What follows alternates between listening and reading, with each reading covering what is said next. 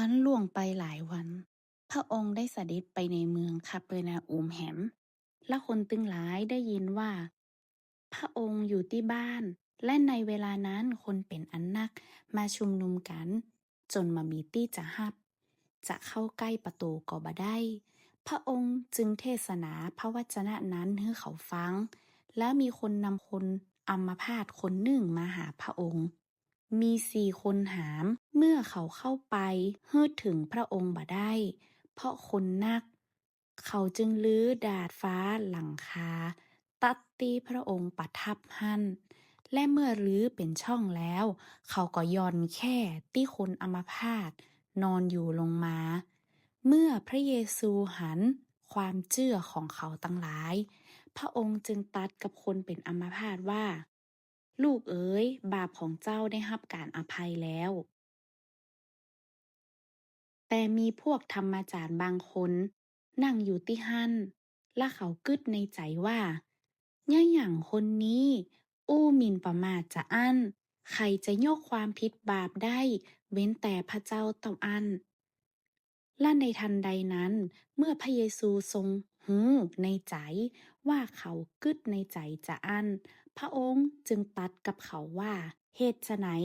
ตั้นตึงหลายจึงกึดในใจอย่างอี้เล่า ตี้จะว่ากับคนอัมพาตว่า บาปของเจ้าได้รับการอภัยแล้ว หรือจะว่าจงลุกขึ้นยกแค่เดินไปเตอะ ข้างไหนจะง่ายกว่ากัน แต่เปื้อตั้นตึงหลายจะได้รู้ว่า บุตรมนุษย์มีสิทธิอำนาจในโลกที่จะโปรดยกความผิดบาปได้ พระองค์จึงตรัสสั่งคนอัมพาตว่า เฮาสั่งเจ้าว่า จงลุกขึ้นยกแค่ไปบ้านของเจ้าเตอะ ทันใดนั้นคนอัมพาตได้ลุกขึ้น แล้วก็ยกแค่เตียวออกไปต่อหน้าคนตึงมด คนตึงมดก็ประหลาดใจนัก จึงสรรเสริญพระเจ้าว่า เฮาบ่เคยหันการใหญ่จะอี้เลย ฝ่ายพระองค์ได้เสด็จไปตวยชายทะเลแหม ประชาชนก็มาหาพระองค์ และพระองค์ก็ตรัสสั่งสอนเขา เมื่อพระองค์กำลังเสด็จไปนั้น พระองค์ก็ทอดพระเนตรหันเลวีบุตรชายอันเฟอัสนั่งอยู่ที่ด่านเก็บภาษี จึงตรัสแก่เขาว่าจงตวยเฮามาเตอะ เขาก็ลุกขึ้นตวยพระองค์ไป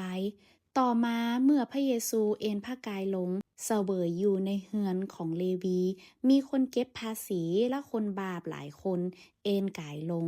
ร่วมสำรับกับพระเยซูและพวกสาวกของพระองค์ เพราะมีคนติดตามพระองค์ไปนักขนาด ฝ่ายพวกธรรมจารย์และพวกฟาริสีเมื่อหันพระองค์ทรงเสวยพระกายอาหารกับพวกคนเก็บภาษีและคนบาปจึงถามสาวกของพระองค์ว่าเหตุไฉนพระองค์จึงกินและดื่มร่วมกับพวกคนเก็บภาษีและคนบาปเล่า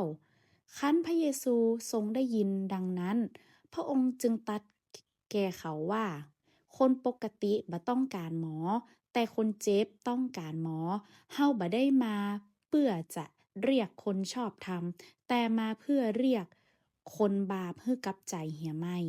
มีพวกศิษย์ของยอนและของพวกฟาริสีกำลังถืออดอาหาร พวกเขาจึงมาทูลถามพระองค์ว่า เหตุไฉนพวกสาวกของยอนและของพวกฟาริสีถืออดอาหาร แต่พวกสาวกของพระองค์บ่ถือ พระเยซูจึงตรัสกับเขาว่า ตั้นจะฮื้อสหายของเจ้าบ่าวถืออดอาหารเมื่อเจ้าบ่าวยังอยู่กับเขากะนั่นหรือ เจ้าบ่าวอยู่โดยนานเต้าใด สหายก็ถืออดอาหารบ่ได้นานเต้าอัน แต่วันนั้นจะมาถึงเมื่อเจ้าบ่าวจะต้องจากสหายไป ในวันนั้นสหายจะถืออดอาหารมันมีผู้ใดเอาท่อนผ้าทอใหม่มาปะเสื้อเก่า ถ้าทำจะอั้นต้อนผ้าทอใหม่ติปะเข้านั้น เมื่อหดจะทำให้เสื้อเก่าขาดกว้างออกไปแหม และมามีผู้ใดเอาน้ำองุ่นใหม่มาใส่ไว้ในถุงหนังเก่า ถ้าทำจะอั้นน้ำองุ่นใหม่จะยะให้ถุงเก่านั้นขาดไป น้ำองุ่นนั้นจะไหลออกถุงหนังก็จะเสียไป แต่น้ำองุ่นใหม่นั้นต้องใส่ไว้ในถุงหนังใหม่ ต่อมาในวันสะบาโตวันหนึ่ง พระองค์กำลังเสด็จไปในนาข้าว และเมื่อพวกสาวกของพระองค์กำลังเตวไป ก็เริ่มเด็ดรวงเข้าไป ฝ่ายพวกฟาริสีจึงถามพระองค์ว่า พอเตอร์เนี่ยหยังพวกเขาจึงทำการซึ่งพระราชบัญญัติห้ามไว้ในวันสะบาโต พระองค์จึงตรัสกับเขาว่า พวกตั้น